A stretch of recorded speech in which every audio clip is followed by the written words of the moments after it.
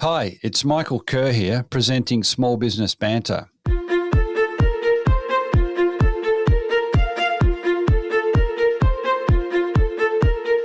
Welcome to the Small Business Banter podcast. I'm Michael Kerr, your host, and I'm also the founder of Kerr Capital, where I work day to day with business owners.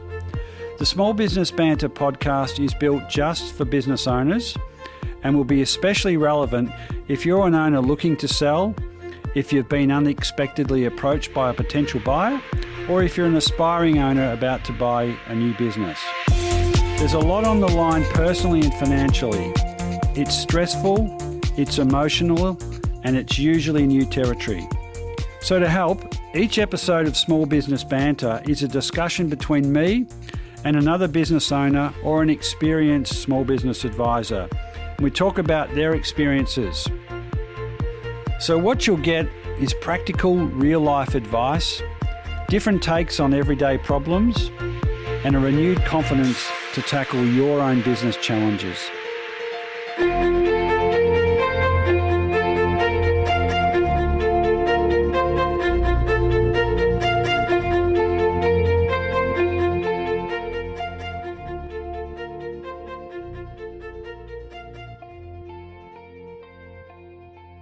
A big welcome into edition 149 of Small Business Banter. Geo George from Mayfly Ventures is in the house today. Geo, thanks so much for coming in.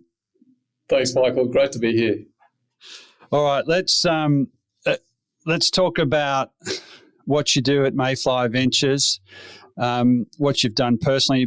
I guess what we're really wanting to tap into today is your model for partnering, investing in businesses, both new and existing, and the particular approach you take to doing that. I found it deeply interesting. One of the things I pulled off of your website was we're aiming to do things 2% better, but thousands of times. So that as a philosophy for me is wonderful. So anyway, tell us about Geo George and Mayfly Ventures. Yeah, absolutely. So look, at the heart of who we are and what we do is this intersection of strategy, creativity, and technology. So we're a venture studio that takes ideas to market, and we specifically focus on vertical SaaS and AI. So building really incredible experiences and products that aim to transform industries that it operates in. Prior to this, I worked in a venture fund, which had sort of a venture studio attached to it. And even before that, I've worked in government running a COVID operation. Did consulting for a bit. I worked in a startup. I had my own startup. So I think this is one of those things where you can't quite connect the dots, looking forward. But sometimes when you look at all the experiences that you've had, it's an interesting way how everything just seems to align, even though it on face value seems really disparate and a bit of a dog's breakfast in terms of all the different things that I've done. But you've been, you've been on a cottywomple. I found this really cool new word, which I'm about to put into my newsletter, and it's basically taking purposeful steps towards an unknown destination or something. Right, okay. Sounds a bit like that. So, you'll get somewhere good and you take first steps. So, that. Yeah, it's cottywomple, I think. It's so brand new. I'd be 90% confident I could spell it, but I got what it was about, and it's a new word to me anyway. So, but that what you talk about is bringing a whole lot of experiences to something, and all owners of startups, of existing businesses, all struggle with a whole lot of things, including where do I go to get some help, or do I actually need help? So bringing all that breadth of experience to a situation can be incredibly helpful. So yeah, Look, I mean, at the heart of it, we're solving really interesting problems, and the Mayfly is an extension of my general philosophy of,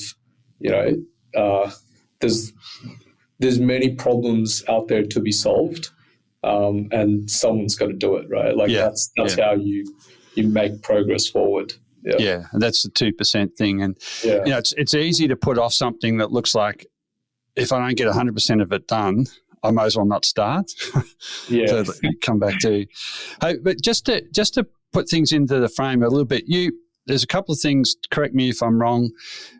As a venture studio, you do invest your money, but you also invest in other ways in businesses through services. Is that so? If somebody's got a really interesting venture, you could be an investor in a couple of different ways, and also it sounds like you work with newer ventures, but it hasn't stopped you, I don't think, in the past from working with existing ventures who perhaps want to carve out something or just totally re-engineer their business. So it's not like it's just totally about a new startup. It's about a business with a need.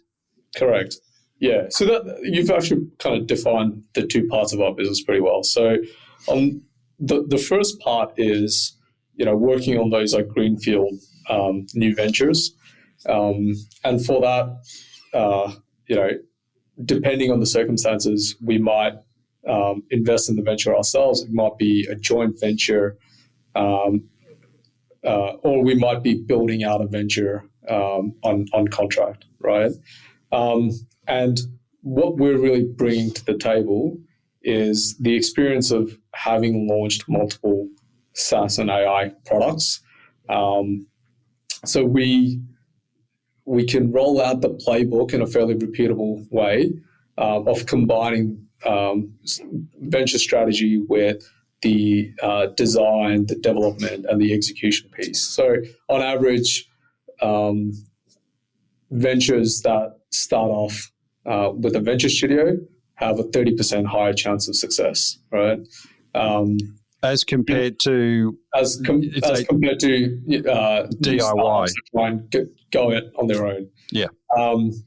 So there are often times we're working with people with deep domain expertise and a great familiarity with a particular industry who've identified a burning platform problem. And more importantly, they have access to the customers who would pay for a solution to that problem. We partner with them to execute on the product itself, the technology solution. We're either investing our own capital and or bringing in investors in our network to fund the venture. And the idea there is that's how we get the best alignment possible between the founders, the investors, and the venture partner, which is us. Yeah. The second part of the business is more along those contract venture building. So we're partnering with sort of bigger established businesses who want to launch a new product into the market, but either don't have the capability or it could be a capacity thing as well. So they would partner with someone like us to understand the problem, design the solution, develop it, and then take that to market. And then we can help them scale that venture through our partners, hiring the right talent and setting up the right structures and the processes to build sustainable growth over time for that venture. So get to market quickly, and it is part of it about the minimum viable product kind of philosophy, which is about not waiting for perfect. Getting there, iterating, learning, remodeling, redesigning, but being there. Is that a major part of it? 100%. So it all comes down to having an intimate understanding of the core root of a problem that you're trying to solve. Oftentimes, you build a product and then you release that to the market, and it's very unlikely that you've hit the problem on the head and identified that right solution. It's about engineering your venture in such a way that you maximize your chance of getting to that problem solution fit by taking in rapid feedback, being able to iterate on your product or service, and then executing on that, and then repeating that over how many cycles it takes to eventually get to that what we call product market fit. Yeah, is that a like a cultural thing potentially in maybe in bigger organisations, but even in smaller, where we don't do something until we're really sure it's going to work? Like you helping to shift the thinking that if you've got a big enough problem, you to wait for perfect, it could be years. Someone else could come in and eat your lunch. So do you have to work on that psychology or that philosophy about getting away from being absolutely 100% sure this is going to work to we're going to get in there and iterate? Yeah. Look, it's a human thing, right? Humans are deeply discomforted by uncertainty, right? And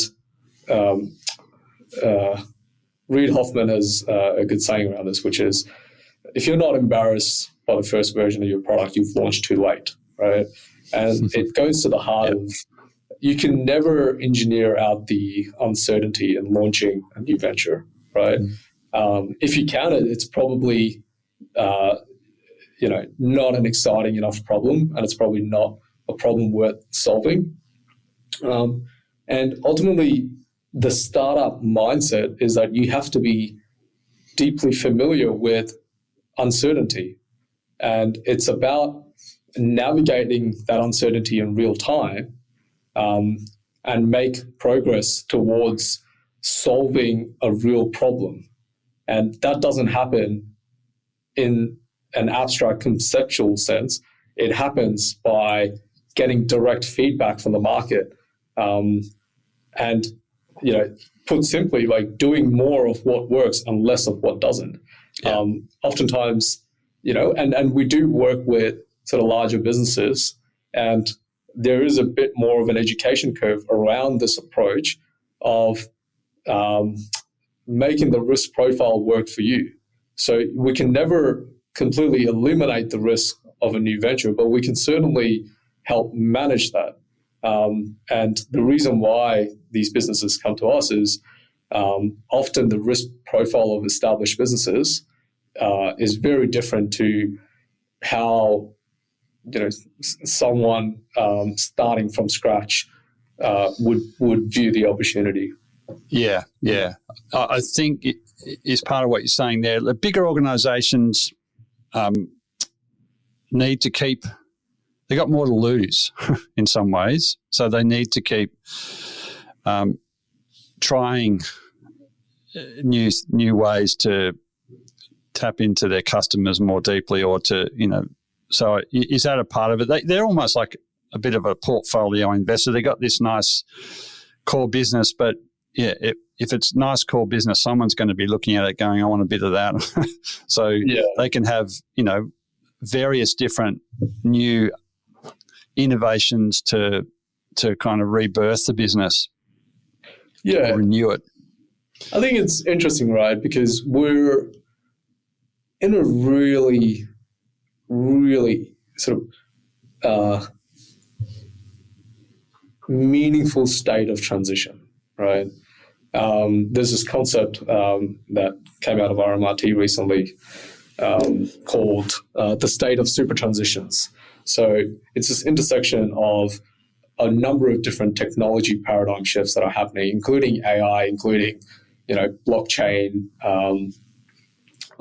zero knowledge proofs. Like that's almost forcing this tectonic shift in how business is getting done. And I think a lot of these existing businesses will have to reconcile with the fact that you're either moving forward or you're dying. And look, sometimes that the death of that business takes a longer period of time. Sometimes it happens a lot more quickly.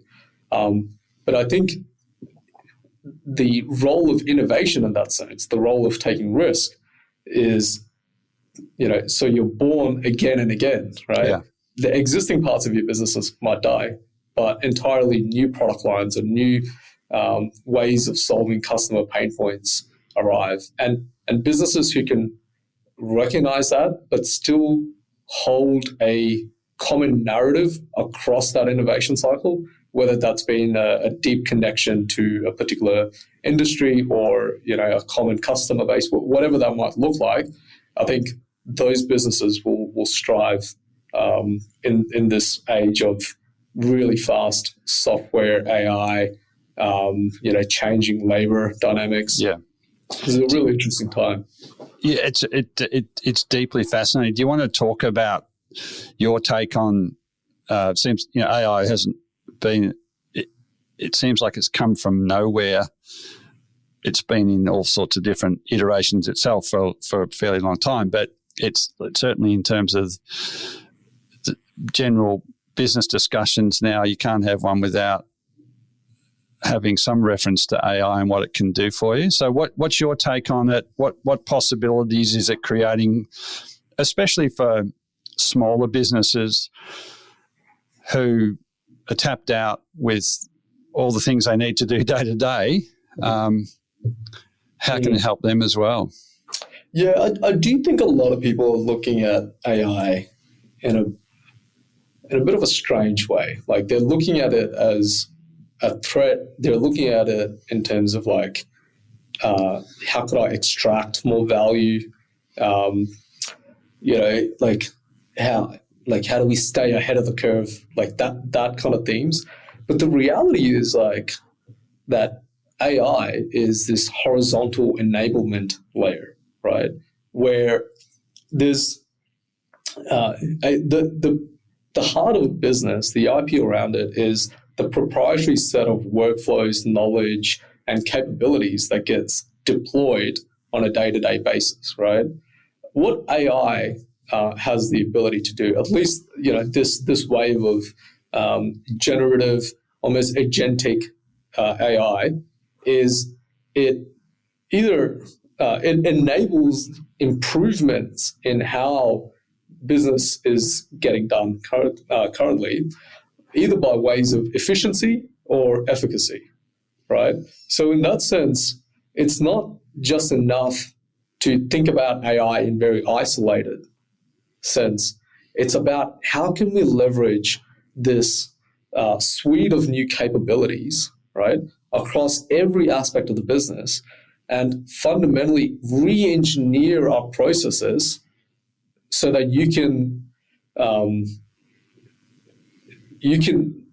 guess, the word isn't not get left behind, but it's how do you drive greater progress towards the outcomes that you're seeking to get to, right? Because there's going to be a rift between businesses who could do this horizontal enablement integration really well and those that can't do that. And in that age, it's almost like, there's like like everyone's been driving a 5-speed manual, and then all of a sudden you get like this 6th gear that some people have access to and others don't. You're just going to go faster. You're going to perform better, and then that's going to cause a big rift in the value that these companies that understand AI very well can provide, and the other companies who don't quite understand AI and who haven't been able to think through that deep integration of AI into their business, they're probably likely to get left behind. Yeah, and this is, I think that's a really significant turning point. It's unquestioned there's going to disrupt, change, put businesses out of business, create new ones. But for a lot of founders and owners out there, I think one of the things that I like about what you do with Mayfly is that you can be that for them. So you must understand and embrace AI. You don't necessarily, the way you invest in businesses is to become a partner with them. And so someone's scratching their head going, I know I've got to do something about this AI, but you don't have to, it's not like it or leave it. You got to deal to it. Get a partner. Get some, try some. Do a 2% thing. Get somebody to get you going with a little bit of R&D yourself. But if there's a fundamentally important opportunity or restructuring of your business needed, think about somebody coming in as a partner in some way to do all that for you, because that's what you do day in, day out. Absolutely. And from our experience, what ends up happening is you gain deeper insights into your own business, because a lot of the success around integrating AI into your business is going to come around to how well do you know your business, right? Like, what are the key value drivers? What are those catalysts that convert inputs into outputs in an asymmetrical way? Like, so that can be scary because there are sort of, even for owners who have got really good businesses, it can be unspoken or they think of it just as the way they do things. It can actually be quite unique or quite complex, but it's just how they do things. So it doesn't seem special sometimes to them, or doesn't seem worth documenting, or look, I get that, because we're like, Mayfly is a small business as well, so we have our own kind of processes and systems that there's the stuff that gets recorded and documented, and then there's the stuff that just happens, right? So it's almost like the systems and processes versus the culture element. So that's always going to be, I wouldn't be surprised if it's a confronting process, but I also think it's a beneficial process as well. Yeah, and it's one that I think that needs context to drive somebody to think about it, and the context could be, I'm not making enough money. Maybe I want to think about selling. Maybe I've been approached. Maybe I'm spending just way too much time there, and I'm done with that. I think particularly this time of the year, a lot of founders and owners have had, hopefully had a bit of a break, and coming back going, really, what am I going to do differently this year to make it easier, more profitable, less time, less stress?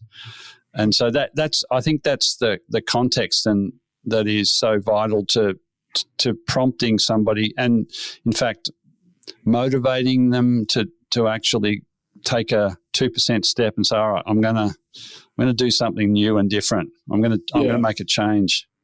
That's right. And and that 2% thing could just be having a bit more of a structured approach in understanding how your business operates, right? So creating some documentation, or even having you think about, like, what are those low-hanging fruits in which we can make a meaningful difference in terms of efficiency or efficacy. And these it's a good time of the year to have that reflective time to, if you do want to, if there's something down the line that you know about, that knows coming, or that it's your time to perhaps move on, or it's time to really capitalize, it's a good time.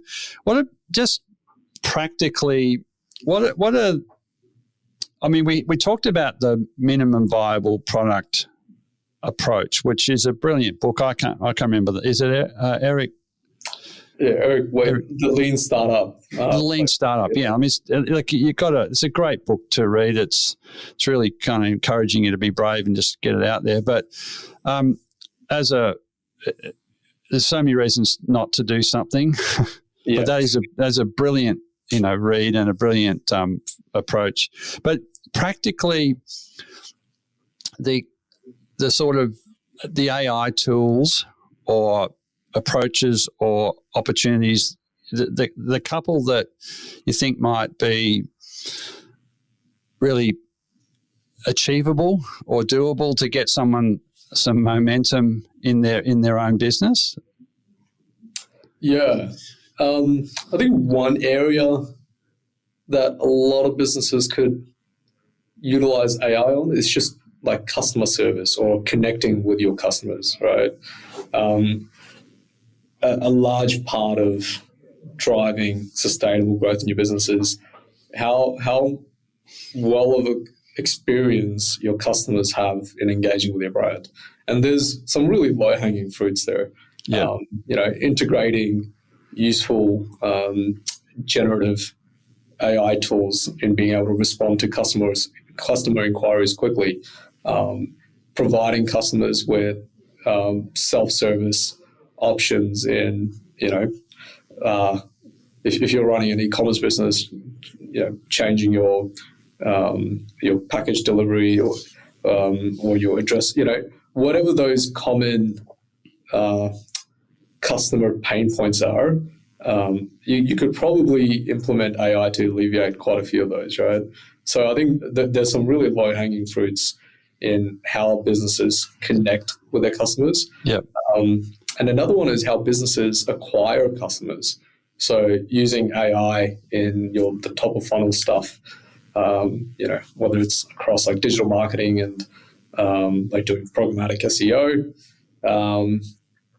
or like the content marketing side as well, like creating engaging content on a regular cadence and schedule that resonate with their users.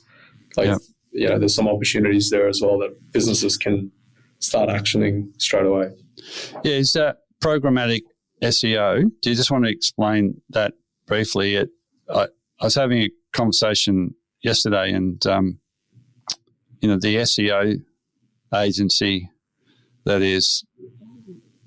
we've all probably used and with varying degrees of success. There's other opportunities to do SEO cheaper, more quickly. Is that what programmatic SEO is about? Yeah, look, I don't think SEO businesses, agencies are going to exist in 5 years' time. And that's being conservative as well. So programmatic SEO is creating really tailored niche content for what your potential customers might be searching for, right? And it's hard to do at scale if you're writing really long form articles or content about a specific topic. But then it's about thinking, how can you take that bit of content and personalize it to different locations, different customer demographics, different keyword searches? How do you kind of increase the footprint of your content marketing efforts through personalization and customization? So these are areas where generative AI really shine because it can do that personalization at scale. Hi there. It's just a quick interruption to the podcast, and it's a message from Kerr Capital, a supporter of the podcast. If you're a business owner thinking about selling and you're unsure about what you should do, well, the worst thing you can do is jump straight into an unprepared business sale. Cross your fingers and hope for the best. If you want to take control, get a sense of what your business is really worth and a plan to make it more sellable, then head over onto the Kerr Capital website, check out the value and sellability diagnostic. If it piques your interest, contact me, Michael Kerr, or book one of the free 45-minute diagnostic calls. Now let's head back to the podcast.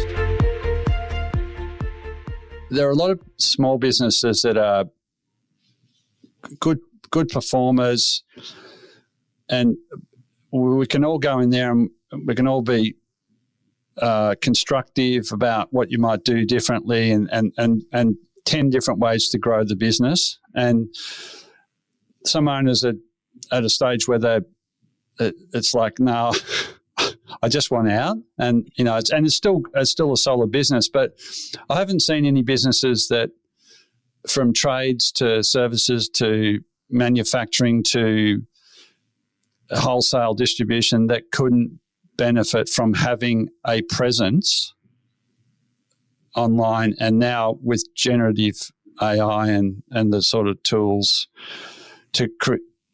for a relatively low investment. Because it kind of, when somebody comes along to buy that business, or one of the things they want to understand is, their presence, like their brand. So if it's all in the owner's little black book, it's pretty, having an online presence and a strategy and a sense of new customers coming to you because we've got something out there it just adds so much confidence for the buyer of a business, and having the old an about page as your website is it's a start, but you can do more. Yeah, and it creates energy, and it's a sense of, well, there's more to the business than just the existing owners' relationships or the staff's relationships. Yeah, I can imagine how, for the purposes of selling a business, or from the perspective of someone acquiring a business, what are they buying, right? If they're buying the relationships that the owners have with their customers, well, that could be a fickle asset, right? The owner changes, and then you might not be able to count on those relationships. No. I guess it has to be the culmination of the systems, the processes, and the brand that's associated to that business. Yeah. And like it gets to a more traditional. It's goodwill. It's a brand presence. It's a market presence, and more potential buyers for your business will find you as well if you're active, with doing that kind of stuff. And it's just you can have as many, you can have contracts with customers, but that was in traditional exit planning. If you're going to buy a business, you want to make sure all the customers are locked in, and it's as good as the exit clause in the contract. And so those broader things. Always thinking about ways to paint a richer story about a business that's wants to sell in 5 or 10 years' time, and those are some of the things that AI is enabling. Mm-hmm. And but can you talk about some of the not the names, but the types of businesses that Mayfly have invested in, partnered with? Yeah. I could go through kind of the order of involvement that we've had across different industries. So by far, we've done more hospitality tech ventures. I think we've done three hospo tech ventures where we're invested in those ventures. And hospitality is a super interesting place because, I think they cumulative contribute to 70%, $70 billion in income across the Australian economy, across bars, pubs, restaurants, which is a huge number. But cumulatively, they're working on 3 to 5% net margins, which is that's not a flying by the seat of your pants kind of stuff, isn't it? Yeah, correctly. And the stats around first-time hospitality businesses, it's not great. Yeah. So there's a lot of opportunity that we see in that space, purely because the volumes are so big. Yep. And any improvements in sort of margin or margin expansion directly goes to the bottom line, which is, which represents a significant opportunity. Is that, it's an incredibly vibrant and fast moving industry. And if you can be killing it with a new wine bar, new restaurant, new cafe, and you can turn it on tomorrow. Like I know of some outstanding operators, and there can be 20 venues in a precinct around, say, Collingwood, or and some just have it must look easy from the outside because it's so many other people start up and don't succeed like some of these really experienced smart operators. But yeah, what sort of stuff were you doing with those businesses, Geo? So everything that we do has a tech focus around it. Yeah. So one of the recent ventures that we just launched, it's called Choosy. So it's a partnership with Clipboard Hospitality and Mayfly, where with who? Sorry, with Clipboard Hospitality. So they're a platform to connect hospo professionals with each other and businesses. So they provide a lot of recruitment solutions as well within the hospo space. Right. And we created a contract employment marketplace. So think Uber for hospo shifts. It's got some really interesting and fun features in the product that make it super appealing for businesses who want to get short-term staffing in, either for events or to cover what they call rockstar shifts, or for hospo staff who want to earn some extra money on their own time and get paid straight away. So you finish your shift, you get cash in your bank account. So thinking about this is a verdict. This is the vertical. This is a kind of a vertical that you're talking about, where that's exactly right. Yeah, your infrastructure, a platform. Exactly. So focusing on really niche problems around short-term employment. Another one that we did is around providing the ability for hospitality businesses to connect with their own community. So we created a rewards and loyalty platform called Makudu, where we partnered with a hospitality group, Zengal Hospitality, two really incredible founders. They came to us trying to solve this problem, and then we just loved how they worked and how big of a kind of a space that this was. That hopefully gives you a sense of types of problems. Your ears are always open for what problems business owners have. Yeah, correct. And we love it if there's a theme involved as well. If there's what? So, if there's a theme like hospitality, it's a really fun industry to work in. So we would love to do some more hospitality ventures. But just recently we're working on a MedTech venture with these three incredible founders who came to us with a problem and an opportunity, and we partnered with them, helped raise some capital for their venture, and we're looking at launching a new product in the space for managing musculoskeletal diseases. Okay. So again, very niche. But was the profile of those founders? Was there a sense of urgency? We know what the problem is. We know how it could be fixed. We could do it ourselves. Take all this time, or just smash it out, if that's not the right terminology. But you talk to you, and your business has expertise in maybe helping find that capital, but also just getting to market. Yeah. So in this particular case, so maybe I could just talk about how we think about these investment cases, right?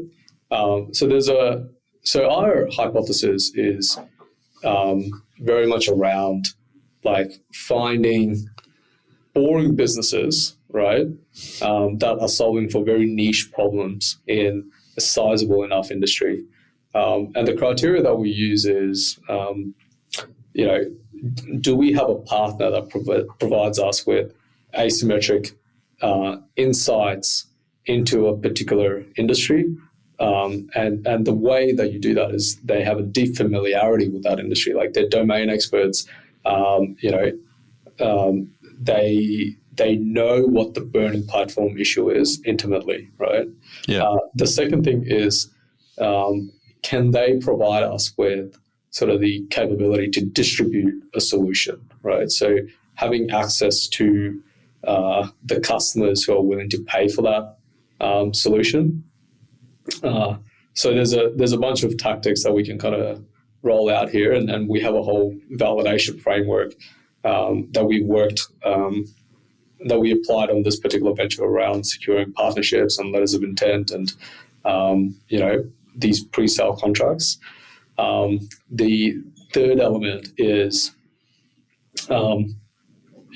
what is the execution capability look like, right? So do the founders have a demonstrable experience or track record in being able to just execute in different domains, not necessarily in startups and technology, but can what we say internally, can they get shit done, right? Yeah. And that's that ability to execute is probably the most crucial thing that we look for. Yeah. And if all of those factors align, then that represents a great sort of first basis for us to kind of make an investment case around, okay, is this something that we can add a lot of value to, and is there a sizable opportunity here to pursue? And the right people on the team. Yeah, correct. Who have incentives, but also have a proven or a capability that is obvious to you. Yeah, and which is why when we work with investors to fund some of these deals, it's a great opportunity for them, because if they were to try and do traditional angel investing, they're working. There's a lot more risk involved in angel investing because they don't know what the quality of the execution is going to be like for the founders, right? Whereas in this case, it almost becomes a financing activity where we've got the demand validated, right? We know that the founding team has a capability to kind of execute and take the product to market. And then Mayfly, as a technology partner, as a venture share, has a track record of being able to execute on that technology component. So for the investor, it represents a much more de-risked approach to investing in high growth companies. Yeah.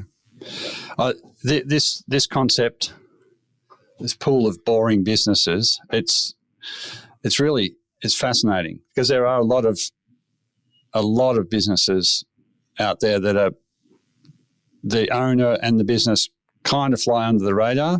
Their things are okay, not shouting. They don't need to shout from the rooftop because the business is working well enough for them.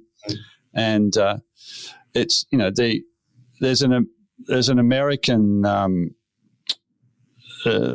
I can't think of her name right now, but she's her platform is about buying boring Main Street businesses, which they call them in the US, and it's she's unbelievable to. I think she's inciting a movement, but right here, right now in Australia, there's many businesses that would meet that criteria. They're solid and bring in some other capabilities and around tech, or just better processes. You could really ignite some of these businesses, and it's pardon. That's a great point, because I know we've spoken about I think there is this opportunity around rolling up these businesses and introducing some of these new technology or enablement layers that could appreciate the value of the business quite significantly. I just haven't seen anyone do it in a very consistent way. But no, look, I think there's a few that at the moment there are these. There's this growing awareness of. I think it's a movement away from the really sexy unicorn startups to solid, Main Street, boring, existing businesses that have customers. You buy it and the fax is pinging tomorrow, or that you're getting emails. You've got, or people are walking into the business, and there's a lot of them. I think where it and there's plenty of money around to buy these businesses. I get approaches all the time. Their criteria has got to be really highly profitable. It's got to be under management, ideally. If you've got one of them, you're not inclined to sell those kind of business. So if we go back to, there's a whole other lot of businesses that aren't for sale, because the stuff that's for sale is there's some gems in there. There's a lot of stuff that you got to pour through a lot of stuff. So, if you don't know what you're looking for, it's time consuming and it's part of your education. But so there are businesses that are not for sale. So you got to, they are boring, solid. And that's where I haven't really, I've come across a few people that have taken quietly gone about doing that and started to, they can build off a base of there's existing cash flow, there's existing customers, and take a while to get to know the business. But then, I think that's where that whole entrepreneurship through acquisition, another iteration of that will be investors coming together. Mayfly brings the tech, someone else brings a bit of capital, bring an experienced operator from the industry.